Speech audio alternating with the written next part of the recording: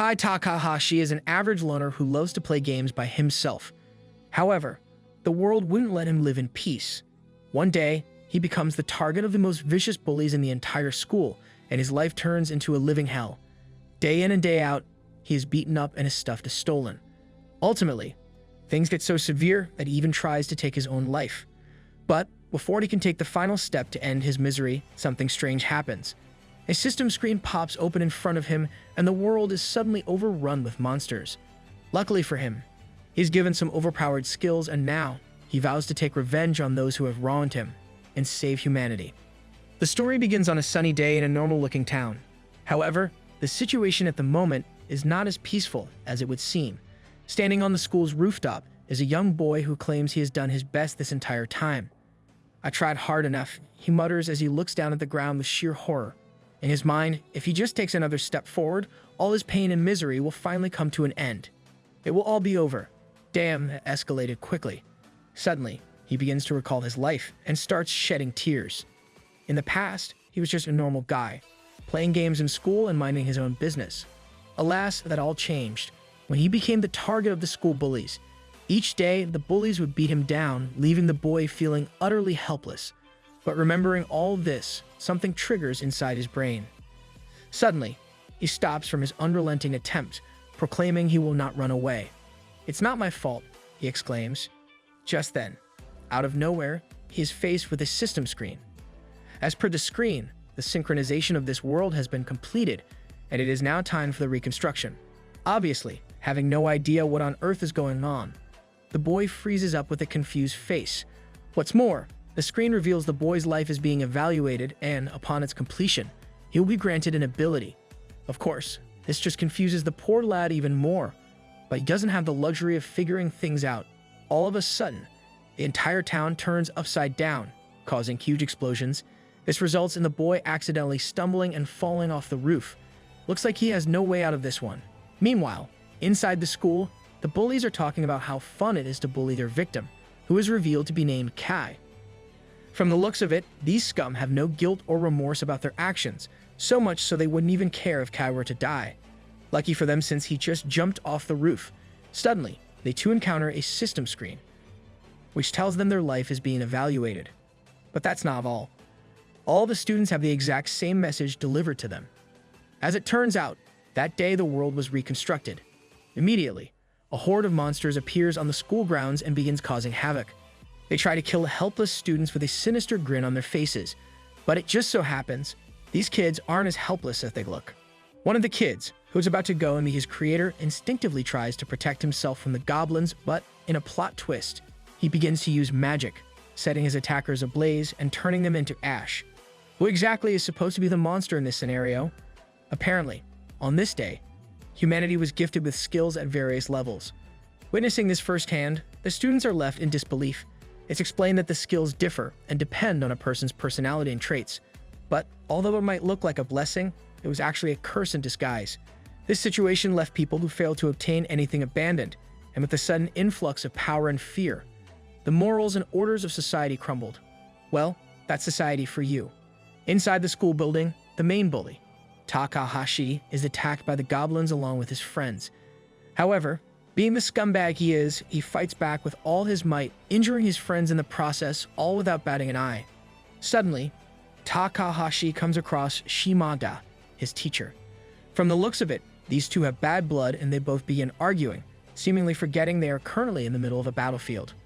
On the other hand, Kai manages to avoid falling to his death. Bro is hanging on for dear life, literally. Somehow or another, he pulls himself back onto the roof, still in shock about what just happened. As luck would have it, he has been granted the unique skill, the unyielding Avenger, but Kai couldn't care less. As per him, one thing has become evident from his near-death experience. He doesn't want to die. He remarks how he no longer cares about how others look at him, and instead, he decides to live for himself going forward. Should have done that from the start, but better late than never, I guess. Anyway, after getting onto stable ground, he finally takes notice of the system in front of him and begins inspecting it, realizing his newly acquired skill. There, he learns that he has gained the ability to pay back what others have done to him. Of course, there's a catch. He has to wait until his revenge gauge is filled. so it's pretty much useless in his eyes, or is it? Just then, he hears commotion behind him and turns back to find Takahashi in a distressed state. However, upon closer inspection, Kai finds him acting weird. Suddenly, Shimada comes chasing after Takahashi with a sinister look on his face. What's more, he then raises his hand, leaving Takahashi in panic. Witnessing this, Kai is taken aback. He wonders why on earth Takahashi, the infamous school bully, is afraid of their teacher, but in the blink of an eye, Shimada stabs Takahashi in the chest. Seeing this, Kai is left utterly perplexed. He contemplates what is going on, whereas Shimada seems satisfied with his action, announcing he has cleaned up another piece of trash. The entire time this happens, Kei's gauge slowly begins to fill up, but he has no time to pay attention to such things. Finding a chance, he rushes to the roof door, trying to escape this psychotic teacher. Of course, Shimada isn't too pleased with this. For forgetting to greet his teacher, he wants to punish Kai. And using his skill, Cursed Death, he launches a black mist towards Kai. Luckily, the boy is able to evade the blow by the skin of his teeth, but realizes the attempt on his life. Nevertheless, he continues his escape and manages to get onto the stairs. Alas, that is when he is faced with the truly horrific scene. In front of him are the countless corpses of his fellow schoolmates littered on the floor. Despite the terrifying sight, he tries to run away with his life, but Shimada refuses to give up so easily. He slowly catches up to Kai, repeatedly attacking Kai from behind. Because of this, Kei's revenge gauge slowly begins to fill up more and more, but eventually, Shimada has had enough. He lands the final blow, piercing Kei's chest. Because of this, Kei's gauge reaches 90% and his unyielding skill activates. As per the system, Kai will continue to live as long as he hasn't given up. In a flashback, Kai is seen talking with Shimada about the bullying. As per Shimada, Kai is a part of this problem as well, but Kai is obviously refuting this, claiming he has done nothing wrong whatsoever. Nonetheless, to Shimada, everything is just troublesome.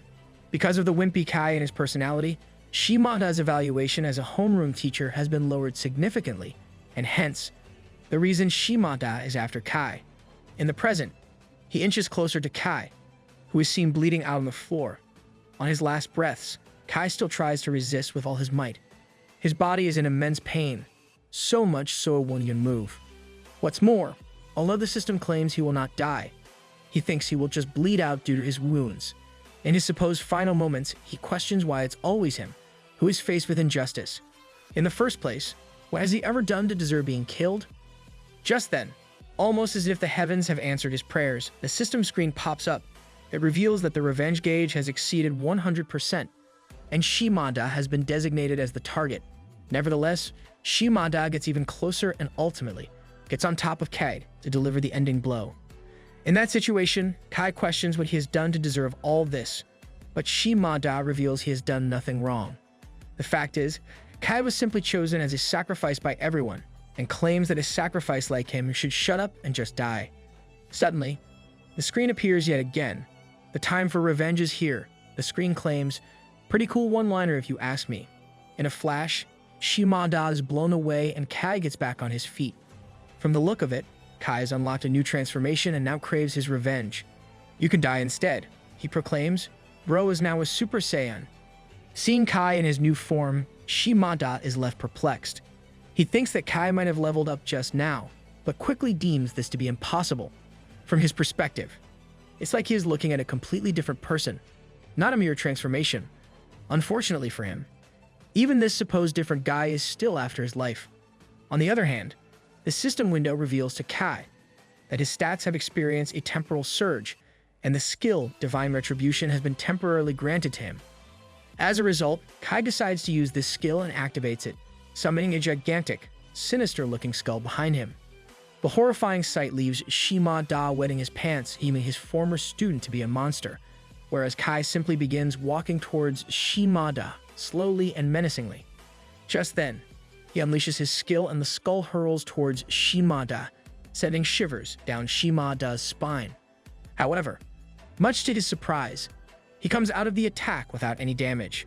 At first glance, his body seems to be completely alright, and Shimada, after getting scared shitless, starts acting cocky. Is this guy bipolar or something? How does he switch up at the drop of a hat? Apparently, he has figured out Kei's abilities and thinks the loser brat cannot do any damage to him. As such, he wants to beat Kai down yet again and unleash his cursed death skill. But fate has other plans in mind. Just as the attack hits Kai in the face, it mysteriously stops mid-air and falls to the ground. As it turns out, this is thanks to Curse Reflection, another one of Kei's skills. Not only that, this development even allows Divine Retribution to grow stronger. Nevertheless, Shimada refuses to stop here.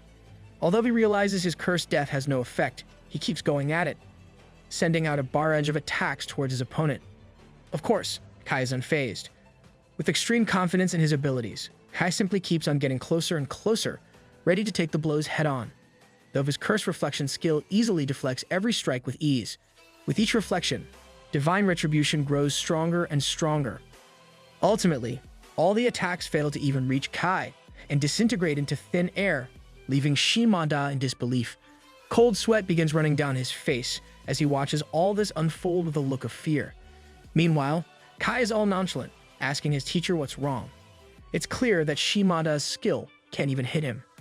Hearing these words, Shimada grows furious. He announces that this shouldn't be possible. "Are you saying that I'm inferior to an insect like you?" He frantically questions. In his mind, there is no way he will lose. The gods have given him power, a power to eradicate the trash of society. Probably should use it on yourself too in that case. Alas, Kai has had enough of this farce already. In the blink of an eye, he closes the distance between him and Shimada and punches him in the gut. But that's only the beginning. In a fit of rage, this single punch turns into a barrage and Shimada is left helpless as he takes all these head-on. Soon enough, Kai then lands a solid punch to the face, sending Shimada flying backward. With this, he begins to bleed as he lies lifelessly on the floor. However, the show is far from over. From the corner of his eye, Shimada witnesses Kai coming at him yet again, this time with a knee to the gut. The attack is so strong, in fact, that even the ground cannot bear the force and shatters into pieces. Just thinking about what Shimada must be feeling is getting me all excited.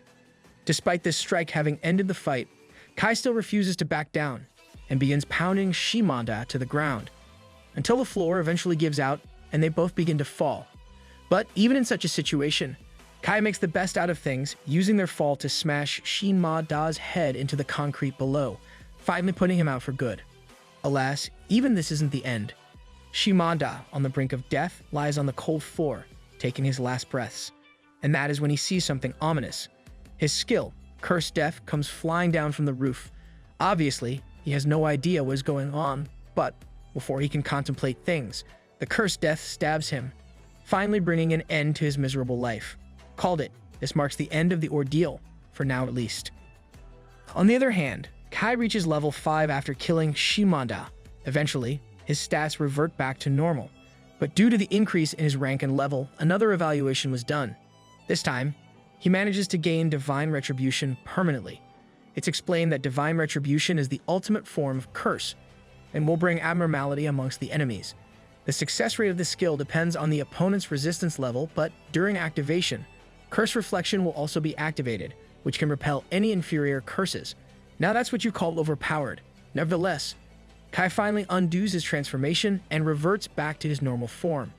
There he sees the lifeless corpse of his former teacher and immediately feels immense guilt. I have killed someone, he thinks. The fact is, until now, Kai was a timid soul, one who could even hurt a single fly. However, after seeing the consequences of his action, he is left with immeasurable remorse, so much so that he begins to vomit. Still, he can't undo what he has done and decides to move on. Though not before laying his jacket on Shimada's face as a sign of respect for the dead. Just goes to show how much of a Sigma our boy is. With this, Kai begins observing the surroundings to get a handle on the situation. During this time, he finds the hordes of goblins roaming around the school and just barely manages to avoid getting detected. In such a dangerous situation, he is left perplexed and confused about what he should do next. He also learns that he has no signal on his phone. However, all this has left only one thing for certain. I have to get the hell out of here right now, he exclaims, probably for the best, if you ask me. And so, as the entire town burns to a crisp, Kai tries to make his escape from the school. Armed with a sword scavenged from a dead monster, he runs down the hallways, slashing away at any enemies he encounters on the way. When did this guy get so handy with a sword? Should have just done that to Shimanda, and you wouldn't be in this predicament. Ultimately, he's able to make his way out of the school, and he begins running away. Suddenly, he notices two monsters beneath him and decides to jump towards them. As he lands on the ground, the monsters obviously notice his presence. Seeing a human in front of them, the goblins get excited and team up to pounce on Kai, ready to take his life at a moment's notice. However, Kai is no mere pushover, not any longer at least. Realizing the dire circumstances, he uses his skill Divine Retribution and disintegrates the three foes in the blink of an eye. As he defeats his opponents, Kai understands that these goblins pose no threat to him anymore. And it's all thanks to his new, all-powerful skill. Alas, it's never good to be too reliant on such methods. Even in games and such, these types of skills usually don't work on stronger opponents.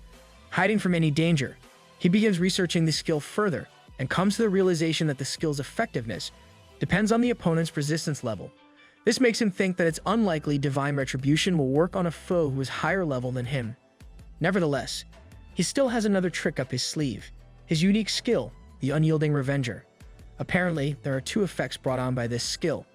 It can allow Kai to stay alive, even if he is on the brink of death, and also grants him immense power when the revenge gauge is filled up. Why even use a sword when you have such powerful skill? Regardless, all this clearly points to one thing. If not for the gauge filling up when it did, he would have died at the hands of Shimanda. If not for that, what would happen to me? He begins to wonder. Nonetheless, the fact is that he has managed to defeat quite a few monsters using the sword he randomly found, but despite this, he hasn't leveled up in the slightest. This makes him wonder if there are conditions he needs to fulfill in order to grow stronger. It could also be that he just doesn't have enough experience points, but it looks like he won't have time to figure things out completely. His mindless blabbering catches the attention of a few goblins passing by, and they manage to spot Kai from a hole in the wall. The monsters ruthlessly aim for Kai's abdomen and stab him, while he is completely unaware of the danger surrounding him. Luckily for him, despite the fatal damage done to him, his unyielding skill activates in the nick of time, allowing him to stay alive as long as he doesn't give up hope. A pretty tough thing to do under these circumstances, if you ask me. Having been stabbed, Kai begins to bleed profusely and shrieks aloud in pain, blaming himself for letting his guard down. Now having left their victim unable to move, the rest of the monsters also join in the battle and pounce on Kai to attack him. Little do they know of our boy's skill. Out of nowhere, Kai grabs his sword and slices the goblins into two with a single slash. Of course, this won't help him recover from the wound he has received, and he knows if he didn't have Unyielding, he would have died from such an injury. As he grovels in pain on the ground, he wishes he would have gotten an overpowered cheat skill instead. Why are you whining? This is a cheat skill. On the other side of town, people have gone absolutely insane. Everyone is seen taking advantage of anyone weaker than them, and killing them with no remorse to level up. However, not even the strong are safe, since there is always a bigger fish in the pond, ready to attack at any time. Kai, who manages to reach the town, watches all this from the sidelines, disgusted by how low humanity has fallen in this short time. This is hell. I'm currently in hell right now, he thinks. Everywhere he goes, all he can see is people robbing and killing each other. A truly lawless zone. Looks like my kind of place. Seeing this, he realizes that Shimada wasn't the only one driven insane with power, but, at least to him, none of this matters. It has nothing to do with him, and the people can go crazy all they want, but things aren't all sunshine and rainbows. Kai, deeply wounded, gets spotted by a psychotic old man, who immediately tries to stab him to death. However, Kai easily kicks his head off. There, he deems humans to be weak beings, but even if this is the case, this isn't the time to wage war amongst themselves. With this, he closes in on the old man, who immediately changes his tone. The man begins begging for his life, asking for forgiveness. Seeing this, even Kai begins losing it. He wonders if he will level up after killing this man. However, he snaps out of the madness and instead punches the ground beside the man, telling him to disappear from his sight or else, and the old man runs with his tail tucked between his legs. Suddenly, he begins to remember something. He recalls his memories of his mother and sister. One day, he accidentally overheard them both when they were talking about him. Aya, his younger sister, figured out that Kai was getting bullied. Although she didn't hear it from him, she had suspected this, but if this is the case, she thinks Kai probably doesn't want his family to worry about such matters. Because of this, Aya decided to support him from the shadows. praying that he would regain his happiness someday. Recalling this, Kai immediately begins heading back home, wishing that his family is safe from this disaster. The entire time, his revenge gauge slowly begins to fill up. Is this foreshadowing of some kind? Soon, he reaches his home, but finds that his house has been completely engulfed in a blue barrier, similar to the things that appeared in school. As such, he begins observing the barrier and, in an attempt to get answers, throws a rock at it. However, to his surprise, the rock wasn't swallowed nor rebounded. Rather, it was absorbed. Seeing this, he's perplexed, wondering if he should enter this thing. Obviously, he has doubts about what might happen once he enters this barrier. He even second-guesses if he should even enter in the first place. But he has no other option.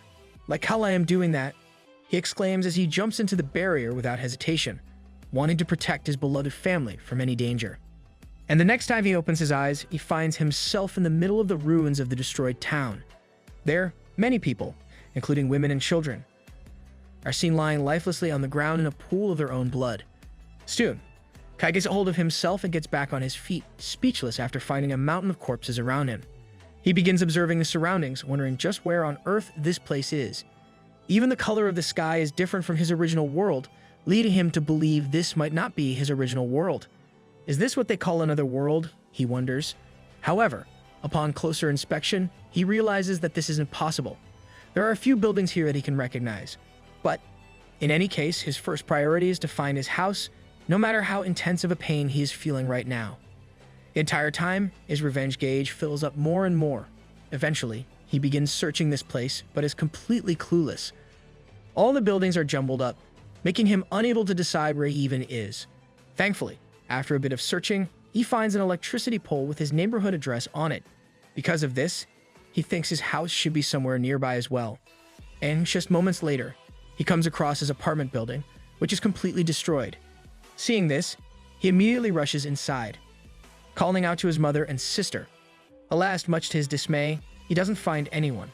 Not only that, he even sees the corpses of some dead monsters, taking this as a sign of a fight taking place here. Just then, he hears some rumbling behind him and turns back to see a horrific sight. A giant monster is leisurely sitting around without a care in the world. Seeing this, Kai is obviously scared shitless. He questions what this large beast even is and realizes he should keep hidden at all costs. If that monster manages to find him, he's sure to be turned into a pancake, an outcome Kai would like to avoid by all means necessary. Still, he has to look for his family and he resumes the search. Alas, this proves to be his biggest mistake.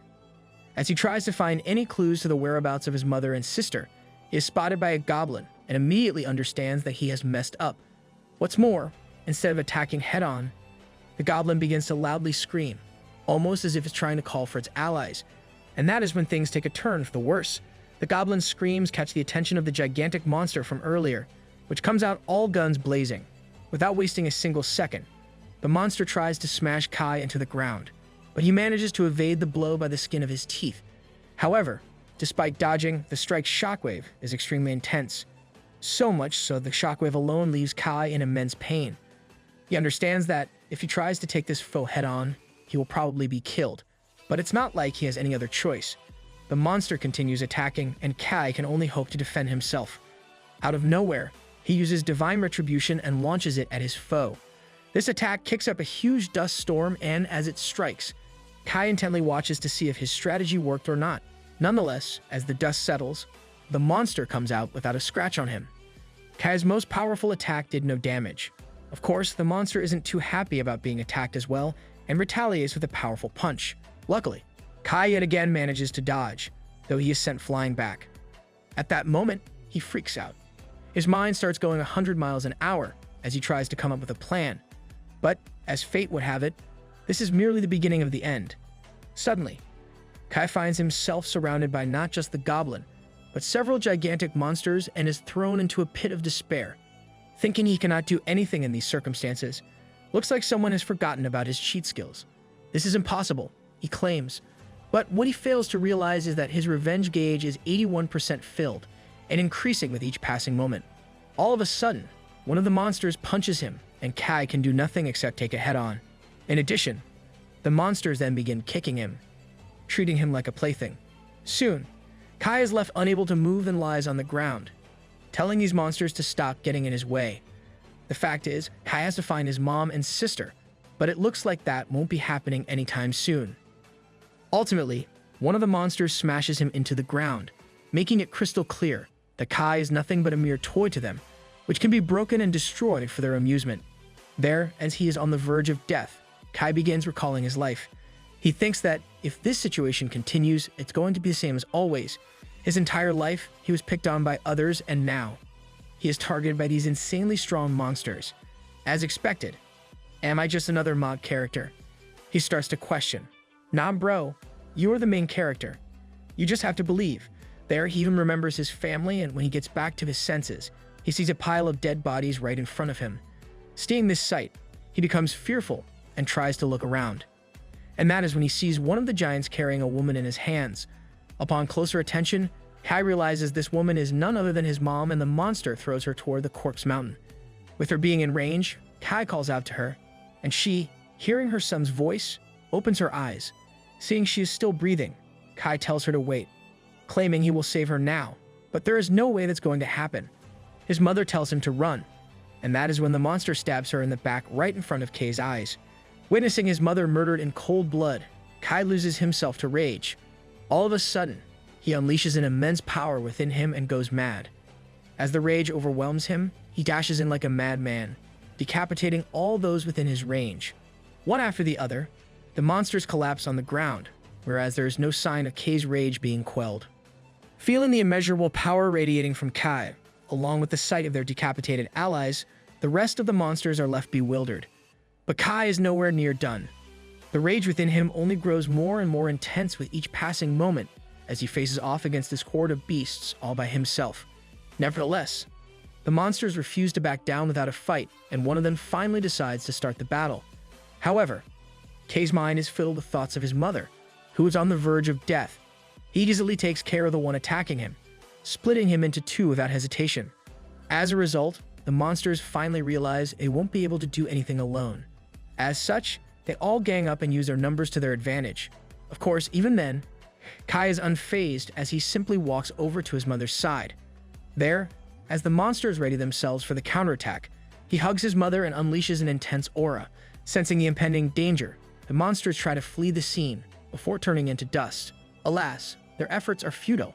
Kai, overwhelmed with the desire to kill, dashes in at light speed, turning the oppressors into minced meat in the blink of an eye. Such a horrific scene leaves even the evil monsters fearful of what's about to come, and they try to resist.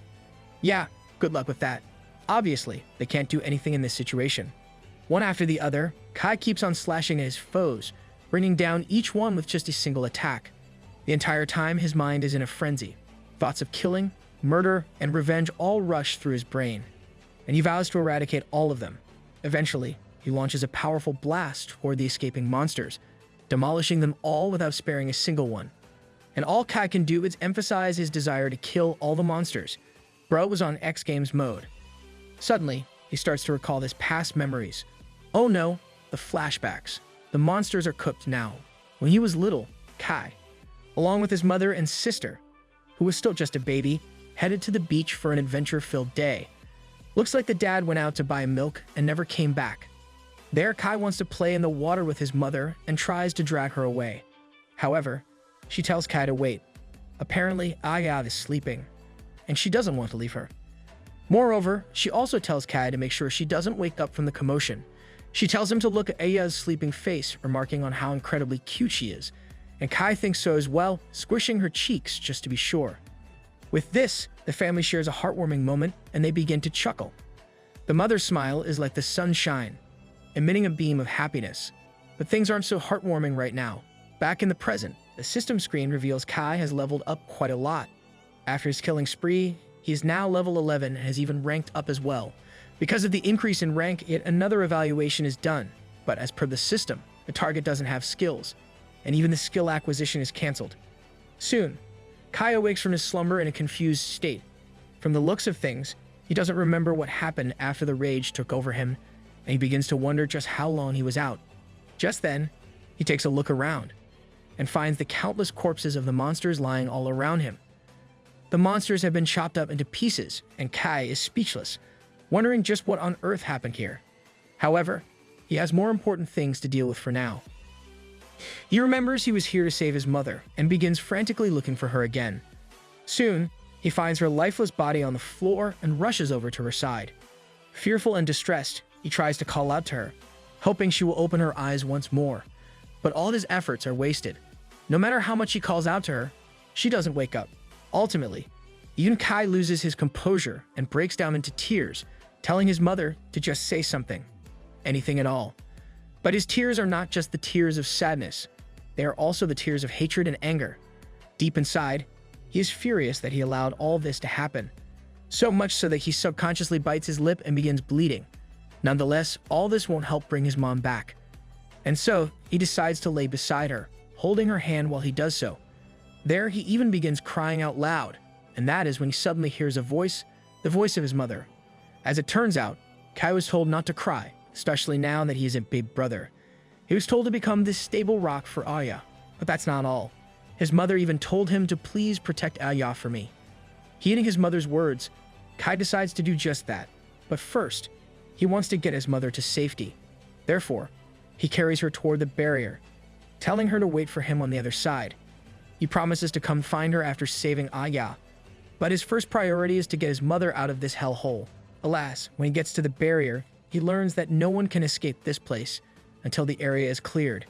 Basically, the system tells him to kill all the monsters, or there is no way out. Seeing this, Kai is left extremely enraged. However, all of a sudden, he hears a loud noise in the distance, so loud that he is forced to cover his ears. As luck would have it, this noise is coming from a nearby speaker. As per the speakers, the voice belongs to the system, which has come into existence. After the reconstruction of the world, the system explains that the worst future for the world has been calculated and has been portrayed in the form of these gates, also known as the blue barriers Kai came across. These futures should be avoided at all costs. The gates have already started to cause erosion of this world, and humans have to enter in an attempt to save humanity. Hearing all of this, everything finally starts to make some sense, at least to Kai. He has seen everything the system is talking about firsthand.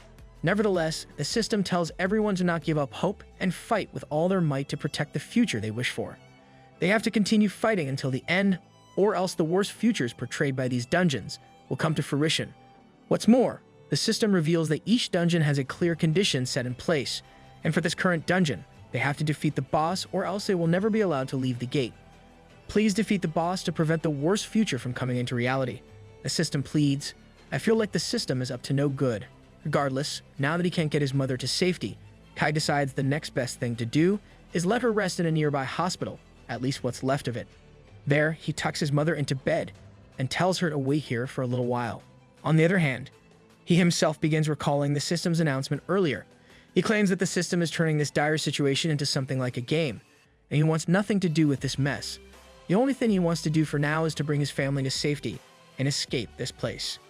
As such, he takes one of the slain monster's swords and heads back into the ruins of the town, praying that Aya is all right. I'll be there to save you. I promise, he vows. What a good brother. Hope this doesn't turn into Game of Thrones. And so he first wants to scope out the surroundings and begins observing the terrain.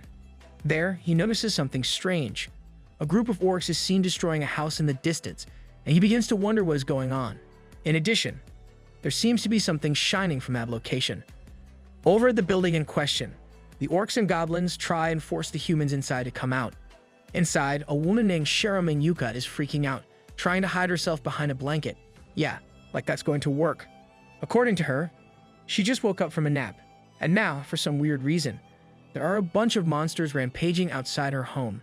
She is extremely worried about the situation and sees this all to be a dream. Of course, she couldn't be more wrong. This is now reality. Suddenly, a system screen pops in front of her, revealing she's attained the skill confinement. But she couldn't care less. All she wants to do is wake up from this terrifying nightmare. Meanwhile, the monsters continue their rampaging and eventually, they start to make some progress. The force behind their strikes is strong enough to start chipping away at Yuka's confinement skill, and it begins nearing its limit. Seeing this, Yuka is even more worried. She decides it's best to leave this place as soon as possible, and tries to open the window to see what is going on outside. But when she does so, she finds an orc staring right at her. Facing such a horrifying sight, she begins screaming in fear, but the monsters don't give a damn. They continue trying to force their way inside, but much to their surprise, the confinement skill is still active, and their attacks are repelled. Understanding the circumstances, Yuka gets fearful that she will die as a shut-in meat. She tries to come up with a plan to escape, but there is nothing she can do. Maybe the first step could be to stop freaking out. The building is about to crumble, and she can't get out either. As such, she only has one option, and she starts to pray to her giant Mao-sama poster. Soon enough, her skill reaches its limit, and the monsters are able to break her walls, making Yuka realize her life is about to come to an end, once and for all. If she knew this was going to happen, she wouldn't have gone to see her beloved Mao-sama's latest 2.5D appearance. However, just as she gives up all hope, she sees something in the distance. Kai, armed with the giant sword, comes dashing in, attacking the orc and leaving it blinded. What's more, he then begins attacking the others as well. In the blink of an eye, Kai saves Yuka, who is left in awe. Apparently, she finds a great deal of similarities between her Mao-sama and Kai, and is left staring at him intently. They couldn't be more different though. Maybe it's just Stockholm Syndrome. She gets so into her delusion that she even calls Kai no-sama, which Kai, being the considerate young boy he is, chalks up to the shock of suddenly being attacked by monsters. It isn't, though, and she just has a couple of screws loose. Anyway, things settle down, and Kai is invited into Yuka's room. There he sits on the floor and looks around, realizing that Yuka must be a shut-in meat who likes games and anime. Moreover, he comments on how this place seems cozy. Just then, Yuka suddenly comes inside after changing her clothes. Now that I take a closer look, she's pretty cute. There, she thanks Kai for saving her life and hands him a t-shirt, telling him to change into it, since his clothes are in tatters, and Kai happily partakes. Regardless, once he is done changing, Yuka apologizes for calling him no. She exclaims she was just panicking out of her mind at that time and was trying to escape reality in any way possible. However, she's fine now, especially since Kai looks nothing like her beloved no-sama. But it's not like Kai minds in the least. All of a sudden, he pulls out his phone and shows Yuka a picture of Aya, asking if she has seen her anywhere. Unfortunately, Yuka was never one to go outside much in the first place. She was a shut-in, if you might remember. Nevertheless, she reveals she has a trick up her sleeve that could help them locate Aya. In addition to the confinement skill, she also possesses divination, which allows for the power to specify anything to perform divination on. Of course, it has some drawbacks like lack of accuracy or not working, and it all depends on the criteria specified by the user. Not only that, it can only be used twice a day. Seeing this, Kai is taken aback, whereas Yuka is happy to lend a helping hand to her savior. Meanwhile, Kai is speechless. Not only does Yuka have the powerful confinement skill, but she also has a search skill to boot. This makes him realize that he cannot tell what kind of powers other people have and hence decides to not let his guard down, just in case something unexpected occurs. Nevertheless, Yuka begins the search and activates her skills. She asks the skill for Oya's location, and it quickly gives them a response. As it turns out, Oya is in a different dimension, and just after telling them this information, the skill deactivates. Hearing this, Kai figures out that his sister must be outside this gate, back in the original world, and hasn't returned home yet. This news makes Kai glad. Although he hasn't confirmed her safety, at least he now has a clue to find her. As such, he suggests they get out of this gate as soon as possible and return back to their original world. In order to accomplish this, he once again asks Yuka to use her divination skills to locate the boss of this gate so he can go over and take care of it. However, all of a sudden, their conversation is interrupted when an orc appears outside Yuka's building and begins attacking. Obviously, Kai is taken aback by this sneak attack, but quickly regains his composure and rushes to deal with the situation. In a single attack, he dismembers the orc. Alas, this orc was just bait. Out of nowhere, a goblin smashes open Yuka's door and tries to attack her from behind while she cheers Kai on. Seeing her about to be killed, Kai tells her to look out, and thankfully, Yuka's confinement skill activates just in the nick of time, and she manages to avoid certain death. This allows Kai enough time to dash in and defeat the goblin, but the near-death experience leaves Yuka wetting her pants. Guys, don't be weird. She was a minor. She collapses to the ground in fear, commenting on how scary these monsters really are. Yeah, no shit, Sherlock. They aren't meant to be friendly, you know. On the other hand, Kai notices that the shining wall, aka her confinement skill, comes out again, and figures that it might have repellent properties along with its defensive ones. Just then, Yuka levels up to level 3 and reverts back to her normal, happy-go-lucky self. This also tells Kai that experience points will be split evenly when he is working together with someone. Eventually, they realize they haven't introduced themselves to each other, and they both quickly get onto a first-name basis. Lucky bastard. With this, they both leave Yuka's room, and on the way, Kai explains how he got there. According to him, Yuka's house must have been swept away during the creation of the gate, similar to his home. Hearing this, Yuka suddenly stops. With a confused look on her face, she asks if Kai isn't a warrior from a different world. Thanks to her otaku brain, she has come up with all kinds of scenarios, like her civilization being wiped out and her being the only remaining human alive. But Kai tells her this is not the case, he too is just a normal human after all. He tells her about the recent developments, and she quickly understands the situation at last. Anyways, now that the details are out of the way, she decides to try and use her divination skill to find the boss's location. As she gets to work, Kei's mind is filled with fearful thoughts. He wonders where on earth the boss could be, and even if they do manage to find it, can he really defeat the boss on his own? In addition, he wonders if he has enough power to protect Yuka while fighting, but thinking about her powers, understands that she could be a useful ally in the fight. Obviously, there are far too many things he still doesn't understand completely, but it's better to have more people on his side. The more, the merrier, as they say. Soon, Yuka manages to find the boss's location. On the other side of town, in the ruins of the city, the monsters are seen to be setting up their base. Countless monsters create tents and huts to live in. There, inside one of the huts is a fearsome-looking monster who seems ready to cause chaos and begins roaring. Meanwhile, back toward our duo, who are on their way to fight the gate boss. There, they encounter several orcs, and Kai single-handedly defeats all of them, slashing them down.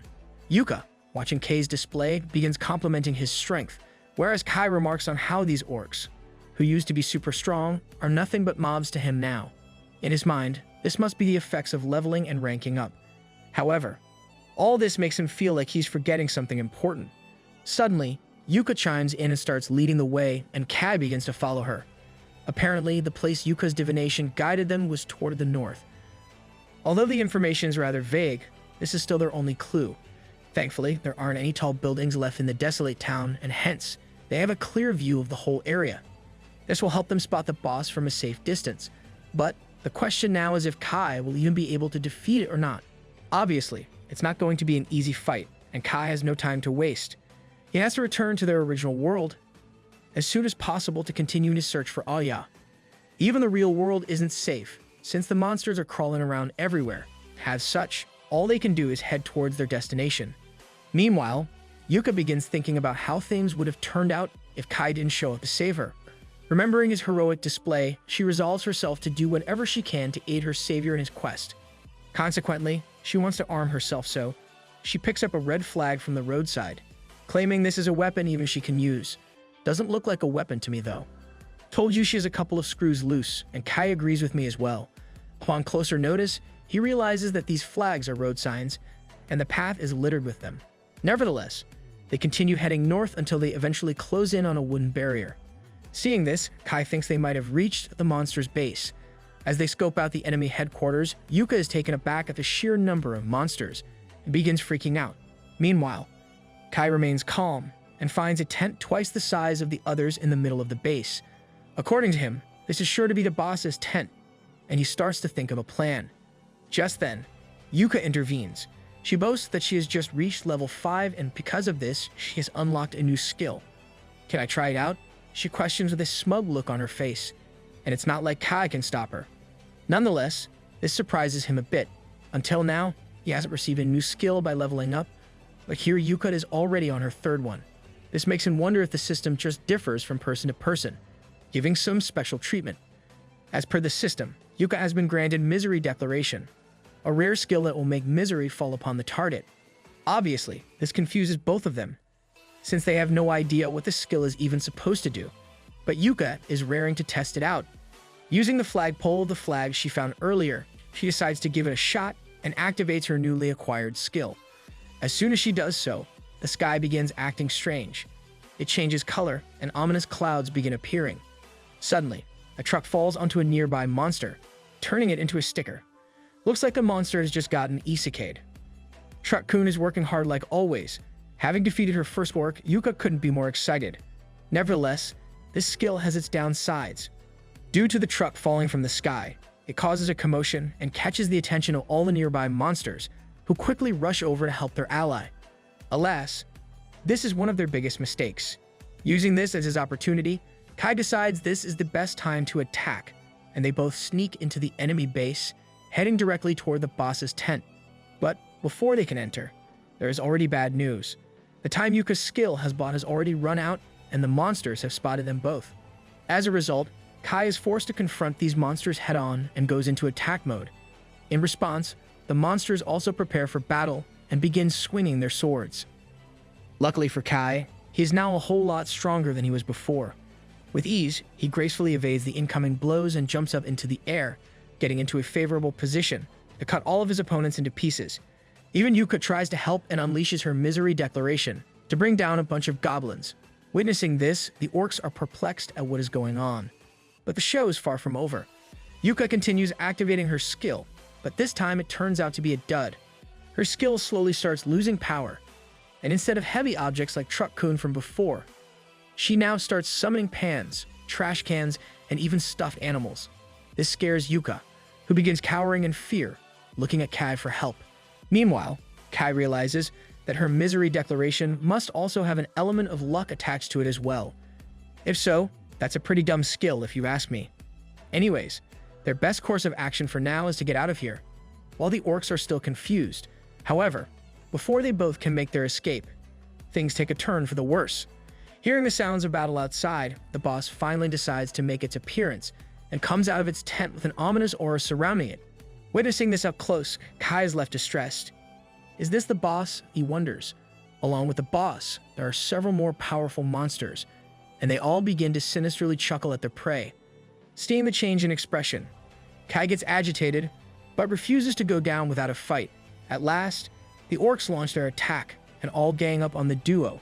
As a result, Kai is forced to use divine retribution, and is able to wipe out all of the small fries with a single attack, leaving only the boss standing. With this, the two begin glaring at each other, marking the start of their fight. In the meantime, Kai's revenge gauge slowly fills up more and more with each passing moment.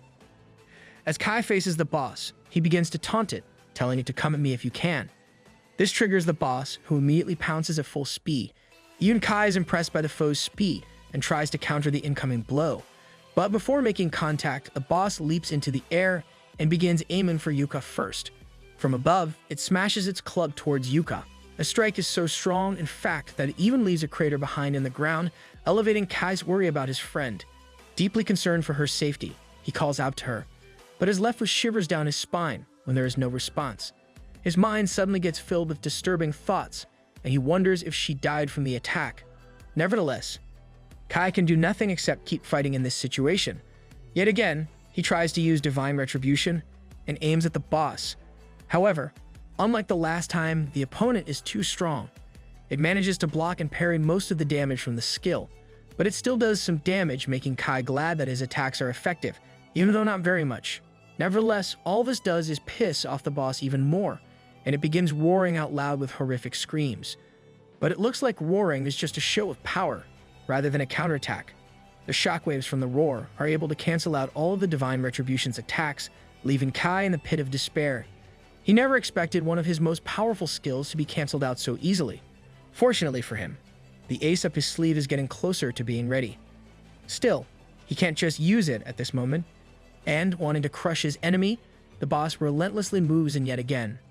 This time, he aims directly at Kai, wanting to bring him down in one swing. But Kai is no mere pushover.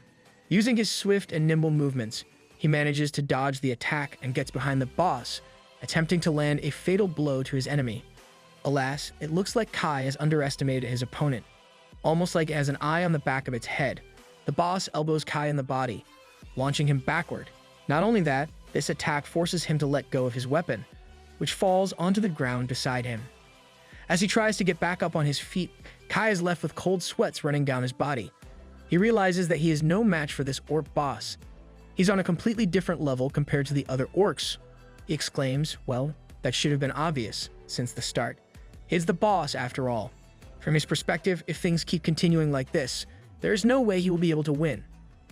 In a situation like this, he wishes his transformation would just come out on its own. But it doesn't look like that's going to happen. As such, he starts thinking about what he should do. In the first place, how can he even overcome a hurdle such as this? Just then, he hears a voice. Out of nowhere, Yuka makes an appearance and casts Misery Declaration on the boss, striking it with a lightning bolt. This attack leaves the boss charred to a crisp, and Yuka begins celebrating their victory. She begins boasting of her amazing powers, and happily tells Kai that she took down their enemy with a bright smile on her face. Seeing her dancing in joy, Kai is relieved that she didn't die from the attack earlier, and she explains that her confinement skill kept her safe. Dang overpowered skill. She's virtually unbeatable. Suddenly, the boss's mace falls to the ground right beside Yuka, scaring her. Luckily, it doesn't land on top of her, and she seems to be safe. But what she doesn't know is that the boss isn't dead yet. All of a sudden, the boss grabs her from behind and, furious about being nearly defeated, begins crushing her in its hands. Obviously, the pain is too much for her to endure, and she begins shrieking in pain.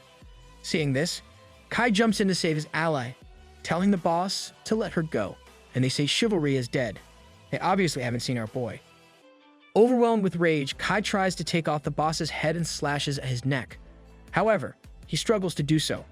Although he does damage, the monster's skin is too tough to do fatal damage. Still, the boss doesn't let go of Yuka, and she falls to the ground. Despite this, she somehow stays conscious even, as the boss is pissed off to no end. His eyes beating glowing red with fury, and he starts going all out. In response, Kai also prepares for the difficult fight that's about to come, and the two begin exchanging blows immediately. Alas, Kai is far too weak to take this monster all by himself. A single punch is enough to shatter his sword into a million pieces, and this gives the boss the perfect chance to do fatal damage to Kai. Because of this, his unyielding skill activates, but it won't be of much help. All the bones in his body are completely shattered, and he is unable to move. What's more, his revenge gauge is still only at 78%, nowhere near enough for him to use it. There, he begins contemplating why he has to get beaten up by some monster in a place like this. Just recently, he wanted to take his own life and didn't care about what would happen afterward. He was someone who gave up on life entirely. But things are different now.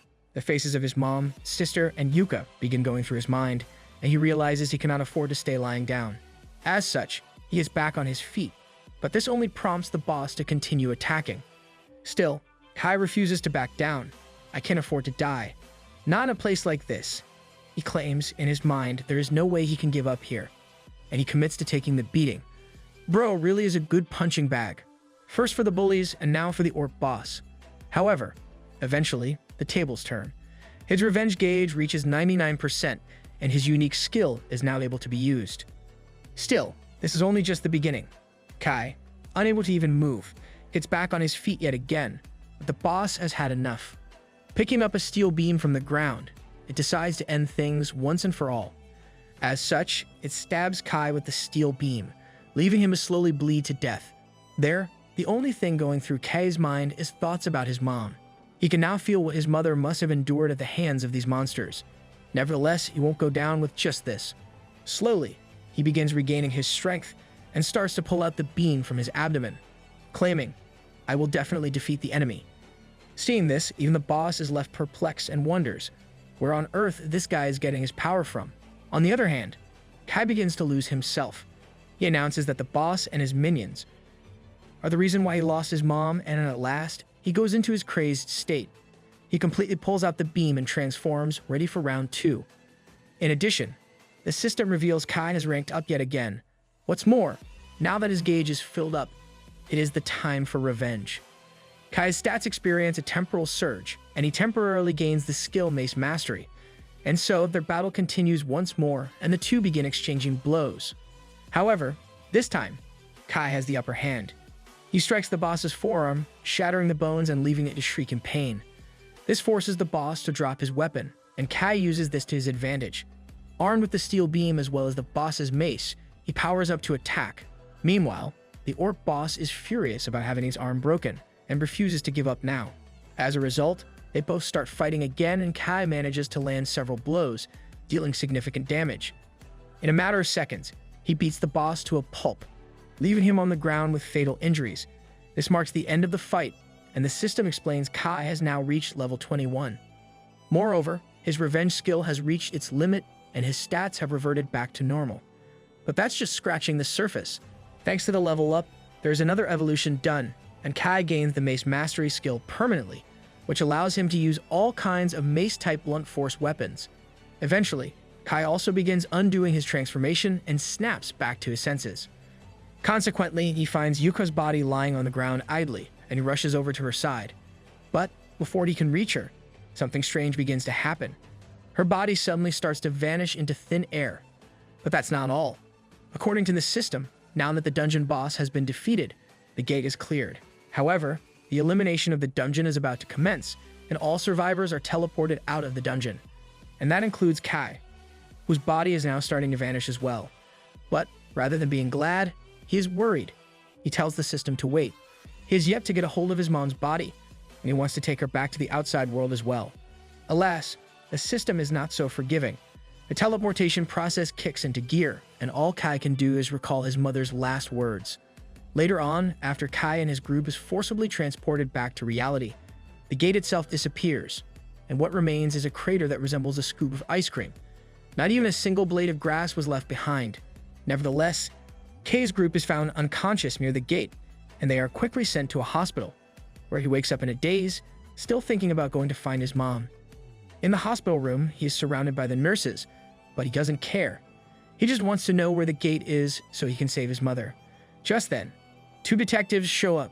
They tell Kai that the gate has disappeared. Not only the gate, but everything surrounding it has also vanished. Luckily, he and Yuka made it out alive, and including him.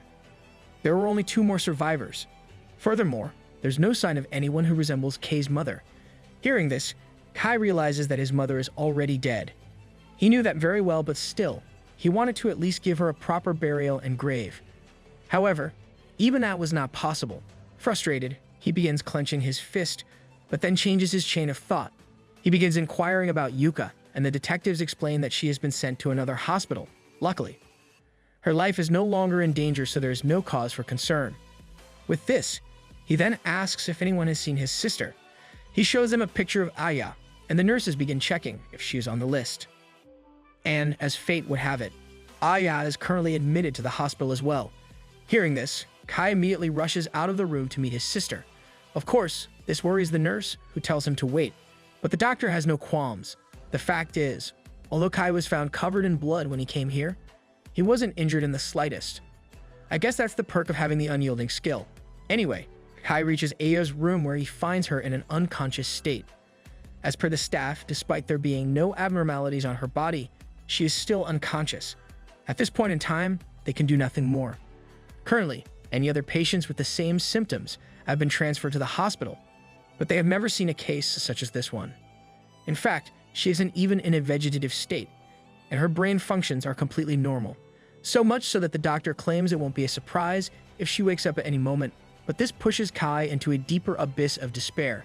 He questions what on earth this is even supposed to mean. Nonetheless, the doctor tells him not to be too pessimistic about this. At the very least, she is physically fine, and he promises to do his best to keep her alive as well. There, Kai asks the doctor just what is going on in the world, but he too has no answers to this question. Later that day, Kai sits at Aya's bedside, hoping she wakes up, and that is when he hears the system's voice yet again. The system congratulates him for the elimination of the first gate, but this is only just the start. It claims that new gates will continue appearing. As such, humans have to keep entering the existing gates and continue defeating the bosses. This is the only way to prevent the destruction of the world, it proclaims. Hearing this announcement, everyone loses their mind. They all begin freaking out, and one of the patients decides to screw all of this. If everyone is going to die anyway, he wants to play God, and begins using his powers to harm anyone in his way. Suddenly, he comes across Aya's room and tries to kill him. Alas, his flame power is easily disintegrated by Kai, who grabs this scumbag by the collar and lifts him into the air. "How dare you try to harm my sister? I'll kill you," he states. Just then, he hears another commotion behind him and turns back to find a bunch of patients running away in fear. Sensing something is wrong, he decides to deal with this orange-haired guy later, and first, he wants to investigate the cause of this commotion. However, the orange-haired guy is more than ready to die since, as per him, everything is doomed already. Nevertheless, Kai spares his miserable life and checks out the cause of the havoc. Learning that the hospital has been ambushed by goblins, they have crashed a truck into the entrance, allowing them access. The patients, after seeing this, begin to cower in fear and try to fight back against these foes. But things don't seem to be going too well. The enemy is simply too tough for these injured men to deal with. Luckily for them, there is a knight present as well. The knight manages to protect the civilians, whereas Kai is tasked to deal with the incoming reinforcements, and Kai immediately gets on it. Despite being empty-handed, he fearlessly charges in, bringing down a large number of goblins in a single strike. Witnessing such power, the humans are left speechless. Moreover, one girl in the crowd recognizes Kai for some reason. Still, the battle is not over. Kai, wanting to keep his fellow humans safe, pushes the truck outside and begins glaring at the monsters, forcing them to flee the area with their tails tucked between their legs. Seeing this, the humans are left impressed and begin complimenting Kai's strength.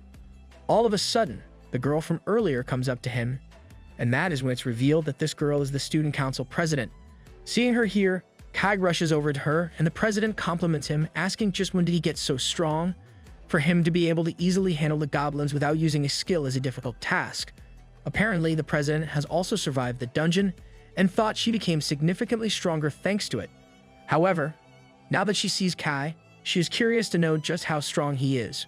Regardless, everyone starts to clean up the aftermath of the battle. As they do so, Kai and the president, who is introduced as Tokito, start chatting. There, they learn that both of them have survived a dungeon already. Tokito also explains that the knight in shining armor behind her is her skill, Delusions of Justice. According to the system, this skill is a normal person's delusion of justice, the appearance of an executioner of justice. Nevertheless, now that there is no threat, she sends him back and the knight disappears. All the while, Kai watches with curiosity. This is the first time he has seen a skill that can summon humanoid beings. In addition, he reveals that, in his sad excuse for a class, Tokito was the only one he didn't have bad memories about.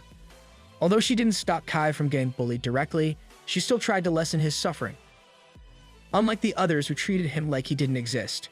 Nonetheless, after some time, reinforcements from the police arrive, and under the instructions of the doctors and nurses, the people who survived start to help out the patients who were severely injured. Eventually, he returns to Aya's side, where Tokito comes to visit, bringing breakfast. Seeing Aya in this state, Kai tells her that although his sister is completely fine, for some reason, she cannot wake up. Hearing this, Tokito is conflicted. All of a sudden, she suggests something absurd. Maybe, just maybe, there might be a way in the gates that can help cure her, she claims. From her perspective, they're experiencing something akin to a game. Mysterious superpowers and monsters no one has seen before, not to mention the strange dimension that disappeared after defeating the boss. If all this has become reality, it's possible that there is a high chance a medicine might appear that can heal Amaya's condition. What's more, Takeru also pulls out a potion of some sort.